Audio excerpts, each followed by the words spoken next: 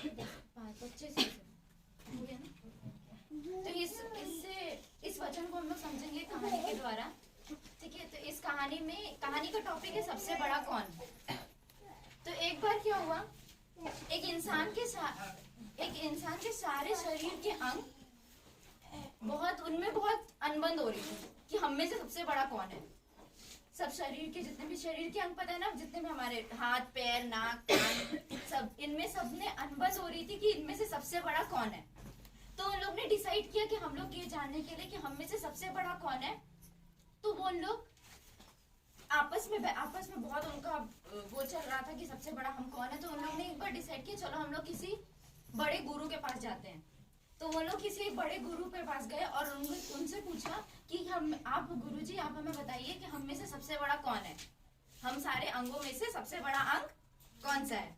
तो वो गुरु ने बोला ठीक है, अगर तुम लोग को ये पता करना है कि तुम लोग में से सबसे बड़ा अंग कौन सा है, तो एक काम करो, तुम लोग इस शरीर को एक एक करके छोड़ के जाना, और अगर जिस दिन ये शरीर खुद कुछ काम नहीं कर पाएगा उस दिन तुम समझ लेना, उस अंग के बिना अगर ये शरीर काम नहीं कर पाया तो उस दिन तुम समझ लेना वो सबसे बड़ा अंग होगा। तो वो लोग ने कहा ठीक है, जैसा आपने बोला है वैसे ही हम करेंगे। तो एक बार क्या हुआ, सबसे पहले आपने बोला कि ठीक है अब मैं थोड़े दिन के लिए शरीर से चला जाता हूँ, तब देखता हूँ शरीर में क्या होता है। ठीक है, तो आप क्या किया, आप चला गया थोड़े दिन के लिए घूमने। ठीक है, तो शरीर को छोड़ के आँख थोड़े दिन के लिए घूमने चला गया। तो इससे कुछ शरीर में तो कुछ नहीं हुआ, वो अपना काम कर सकता था, सिर्फ देख नहीं सकता था, बाकी हाथ पैर तो थे ना, तो वो काम तो कर ही सकता था। उसके बाद आप कुछ दिन बाद आया और सबसे पूछा कि जब मैं नहीं था तो तुम लोगों को कैसा लगा।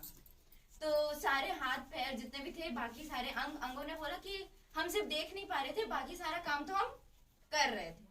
ठीक है, तो दूसरी बारी आई जीभ की, फिर जीभ चली गई। जब जीभ चली गई तो उसके बाद थोड़े दिन बाद फिर वो वापस आई। फिर वो पूछने लगी सबसे कि अगर मैं नहीं थी तब कैसा हुआ। तो सब लोग ने बोला सारे अंगों, सिर्फ हम बोल नहीं पा रहे थे, बाकी सारा काम हम लोग कर रहे थे।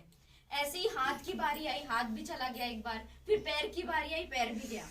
उसके बाद सबका ये सबको देख रही थी, और सबसे शरीर में सबसे छोटी चीज हमारी सांस, वो इन सारी बातों को सुन रही थी और देख रही थी। तो उसने डिसाइड किया ठीक है अभी सबका हो गया, अब मैं चली जाती हूँ। और जब सांस चली गई तो किसी ने कुछ काम किया, तो सबका काम ही बंद हो गया। तो सब उससे बोलने लगे नहीं नहीं तुम मत जाओ। सब एक आवाज में बोले कि नहीं नहीं तुम मत जाओ, अगर तुम चली गई तो हमारा क्या होगा, फिर हम तो काम ही नहीं कर पाएंगे अपना। तो सब सांस, फिर उसके बाद सांस ने बोला तो अब बताओ सबसे बड़ा कौन। तो सब अब एक आवाज में बोले कि सबसे बड़ी सांस है, अगर सांस ही ना हो तो हम कुछ कर ही नहीं पाएंगे। और इससे हमें पता चलता है कि परमेश्वर ने जब हमें बनाया था, हम आदम के टाइम पे जाते हैं कि परमेश्वर ने जब हमें बनाया था, अपने स्वरूप में बनाया था हमें, और हमारे अंदर क्या फूका था, अपनी श्वास फूकी थी, जब तभी आदम जिंदा हो गया था। परमेश्वर ने मनुष्य को अपने स्वरूप में बनाया, उससे कहा कि मेरी आराधना करने के लिए बनाया ना परमेश्वर ने हम लोग सब लोग को। उसने अपना ज्ञान दिया, हमें अपनी बुद्धि दी, और हमसे कहा कि मेरी आराधना करना, इसलिए हमें इस पृथ्वी पे रखा। लेकिन आदम ने क्या किया, फिर आदम ने पाप किया, और पाप की वजह से क्या आ गया, परमेश्वर से हम लोग अलग हो गए। जब हम परमेश्वर से अलग हो गए तो परमेश्वर ने फिर किसको भेजा, यीशु मसीह, अपने इकलौते बेटे को भेजा, ताकि हम उस पर विश्वास करें और परमेश्वर से हमारा फिर से मेल हो। तो परमेश्वर ने अपने इकलौते पुत्र को भेजा। जैसे यूहन्ना का 1:12 में क्या लिखा है, यूहन्ना का 1:12,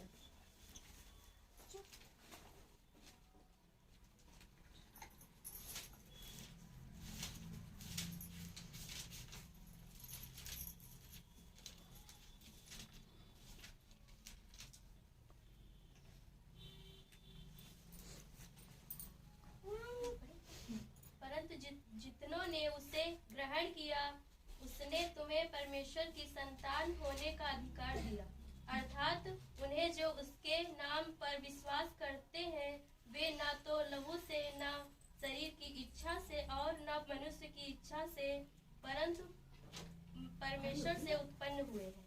तो जितनों ने उसको ग्रहण किया, जितनों ने यीशु मसीह को ग्रहण किया, उसको परमेश्वर ने क्या बोला उसका, कि हम उसके संतान हैं। और आज जितने भी कलीसिया में लोग हैं सब उसके संतान हैं। तो पहले लोग एक वचन पढ़ा था कि देह में फूट ना हो। तो देह मतलब परमेश्वर की देह कौन है? कलीसिया। इस संसार में परमेश्वर की देह कौन है? कलीसिया। हम कलीसिया परमेश्वर की देह है और परमेश्वर हमारा सिर है। तो कलीसिया में फूट ना हो, बल्कि हम एकता में होकर उसकी बड़ाई करते रहे। जैसे शरीर में अगर शरीर के अंग सोचा अपना हाथ अलग काम कर रहा है, पैर अलग काम कर रहा है, तो क्या होगा? फिर शरीर कुछ कर पाएगा? तो शरीर में एकता होगी तभी तो हम कुछ कर पाएंगे।